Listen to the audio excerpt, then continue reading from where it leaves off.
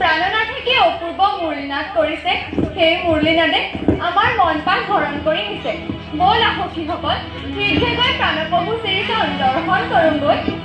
হয় সখী, প্ৰাণনাথৰ বাৰম্বাৰ বংশীনাদ শুনি আমি স্থিৰ থাকিব পৰা নাই।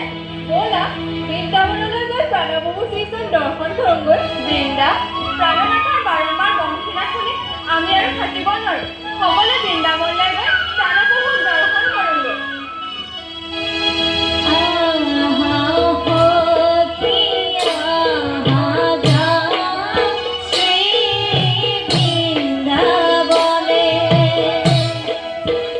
जा